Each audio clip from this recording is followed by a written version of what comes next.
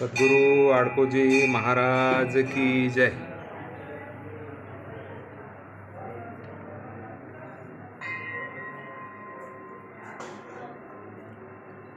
आज त्रिपुरारी पौर्णिमा, सद्गुरु आडकोजी महाराजांची 204वी जयंती व तसेच 104वी पुण्यतिथी महोत्सव अतिशय उत्साहात इथे संपन्न होत आहे। आज गोपालकाला होणार आहे। विविध ठिकाणून पालख्यांचं आगमन सुद्धा इथे झालेलं आहे। काल रात्री पालखी सोहळा सुद्धा इथे संपन्न झालेला आहे।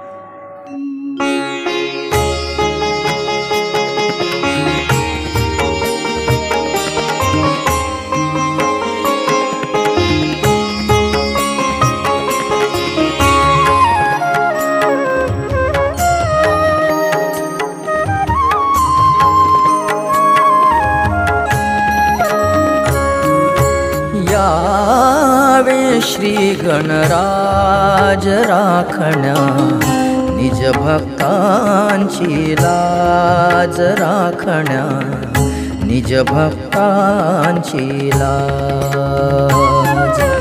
शांती कुणाला महाराज शांती कुणाला तशी लाभते, अथवा भाग्यवान तोच आहे ज्याला मात्र कुठेतरी सद्विचाराचा कुठेतरी जोड आहे, त्याच्या जीवनामध्ये कुठेतरी सद्विचार त्याने जीवनामध्ये मिळवलाय। अशांना शांती म्हणा, भाग्य म्हणा, एक सुंदर पुण्य म्हणा हे प्राप्त होणार असतं। यासाठी महाराज गोपाळांना आपल्यासाठी देवाने, म्हणून गोपाळ हे भगवान परमात्म्याचे दूध राहिले।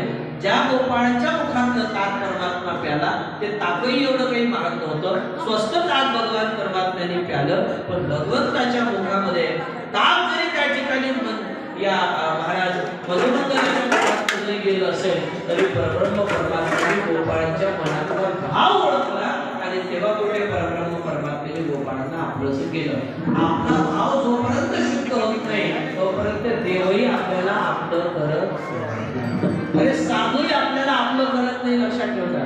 आपला भाव जर अंतःकरणातला दूर त्या ठिकाणी विचित्र असेल तर मात्र आपल्याला साधू संत आणि देवही आपल्याला आपलं करत नाही। म्हणून भावाला शुद्ध ठेवा। शुद्ध ज्याचा भाव झाला दूरी नाही। एक नेहमी मी प्रसंग सांगतो, एका जणाने नेहमी खूप जेवायची सवय होती। त्याला वाटते आपण नेहमी चांगलं चांगलं जेवलं पाहिजे। मग मात्र घरामध्ये जेवढे पदार्थ केले हा एकटाच जास्तीत जास्त खाऊन टाकले। मग घरातले लोक बिचारे त्रासून गेले, कारण जर शेवटच्या माणसाला जर तो पदार्थ मिळाला नाही तर तो दुःखी होते।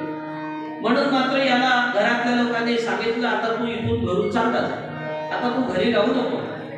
याला वाटलं आता कुठे जावं, म्हणून एक आश्रम दिसला। त्या आश्रमात हा मोठ्या पोटाचे बाबा दिसले, चांगले लट्ट लट्ट बाबा दिसले, गोरे पान बाबा। याला वाटले तर चांगले तुपाचे पदार्थ भेटते वाटते। हा गेला बाबाला म्हणायला लागला, बाबा तुम्ही तुमच्या आश्रमात मी राहू का? म्हणे हरकत नाही, राहायला काही हरकत नाही। मग त्याला स्थान दिलं।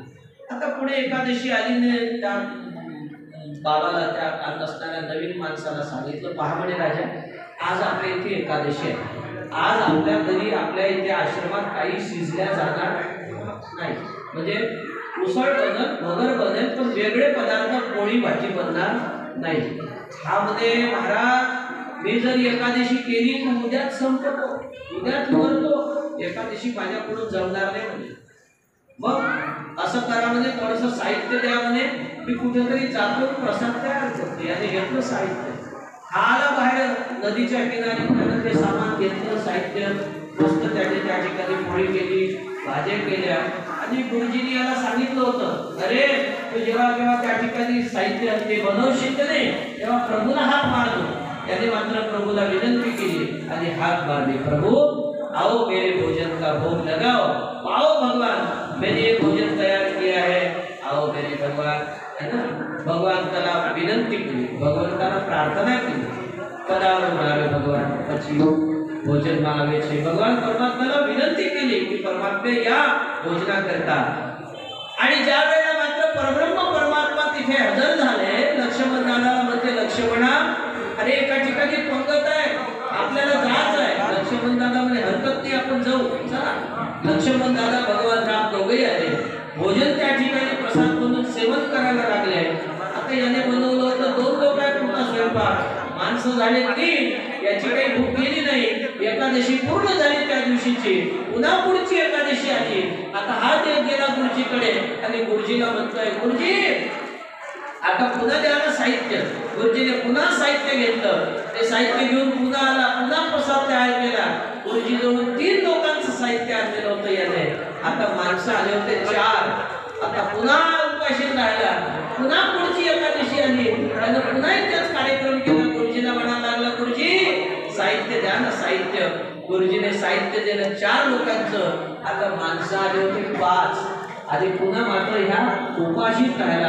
आता जेव्हा शेकट एकादशी नंतरची एकादशी आली, त्यावेळेला एकादशीला हा गुरुजीने प्रार्थना करतोय, गुरुजी माणसं 5 आले होते आणि तुम्ही साहित्य मात्र त्या ठिकाणी 4 लोकांचं दिलं होतं. आता 5 लोकांचं साहित्य द्या ना गुरुजी.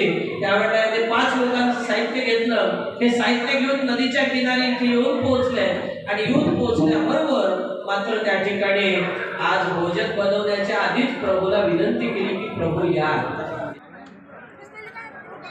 कृपया रस्त्याचा वापर करावा.